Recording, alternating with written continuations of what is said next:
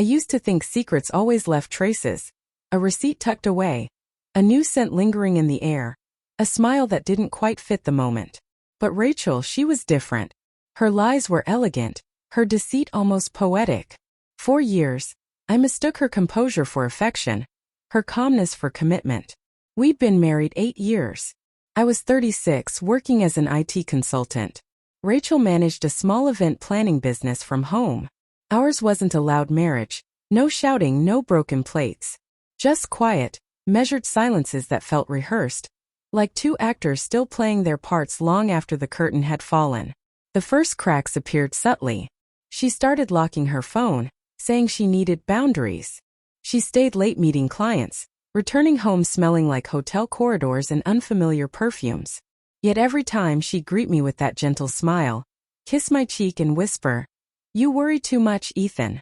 And I believed her, not because I trusted her, but because I was terrified of what I might find if I didn't. One Friday, she told me she'd be out of town for 3 days, coordinating a wedding. I helped her pack, kissed her goodbye, and convinced myself that real love meant not checking her location, not scrolling through her messages. But trust, I learned, is quiet torture when doubt begins to whisper. When she came back, her phone didn't stop buzzing. She laughed it off. Work is crazy. I didn't question it. Maybe I didn't want to. A few weeks later, I decided to surprise her at her office with lunch from her favorite cafe. The receptionist frowned. "Rachel hasn't been in today," she said. I stood there, sandwich in hand, feeling the floor tilt beneath me. I didn't argue. I just left. Drove home in silence, my stomach heavy with something worse than hunger. That was the day something broke inside me.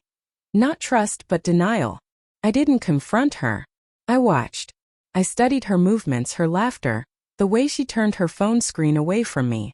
It wasn't paranoia anymore. It was pattern recognition. Then came the night everything fell apart. She mentioned a corporate dinner. I nodded, pretending to believe her. But when she left, I followed. Not to catch her, I think I already knew, but to confirm the truth that had been eating away at me. She drove to a quiet restaurant out of town, parked near the back. She looked beautiful, nervous even. Then another car pulled up. A man stepped out, well-dressed, middle-aged, his wedding ring catching the streetlight. They met halfway, embraced, not like colleagues, not even like lovers in denial, but like two people who had built a secret world together. I didn't approach them. I went home, sat in the dark, and let the truth bleed into me.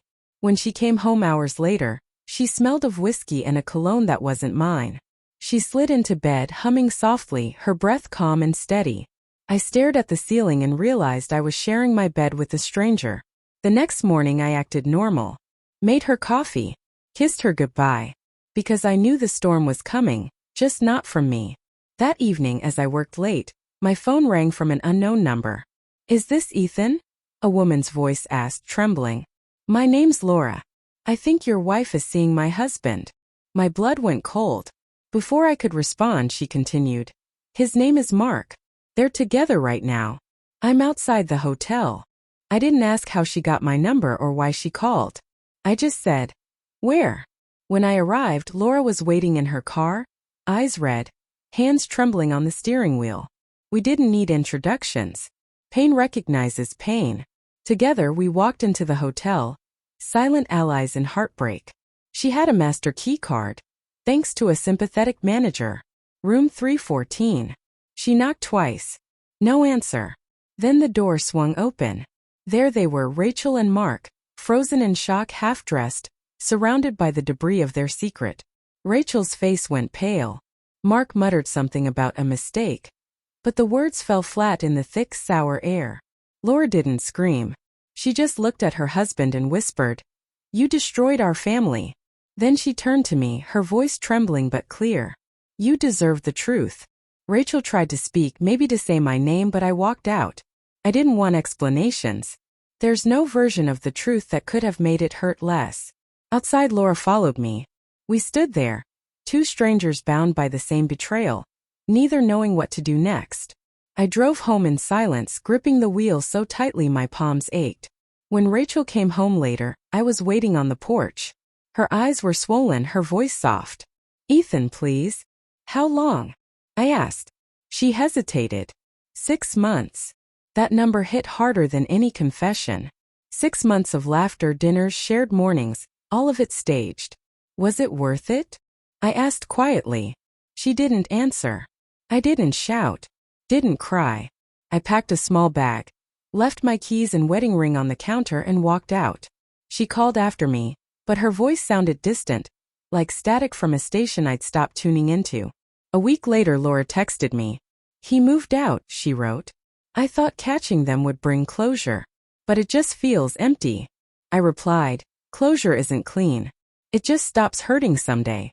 We never spoke again. Months have passed. My apartment is quiet now, heavy but honest. The silence doesn't lie. Rachel sent messages about forgiveness, second chances. I never replied. Not because I wanted revenge, but because I finally understood something she never did. Love without truth isn't love at all. It's theater. People say secrets ruin relationships. But that's not quite true. What destroys you is the moment the truth surfaces, and you realize the world you thought you lived in was only real to you. That's the pain that lingers long after the tears dry. So now when I see couples laughing in cafes, hands entwined at stoplights, I don't feel envy. I just hope their laughter is real. Because there's nothing lonelier than lying beside someone who's already gone.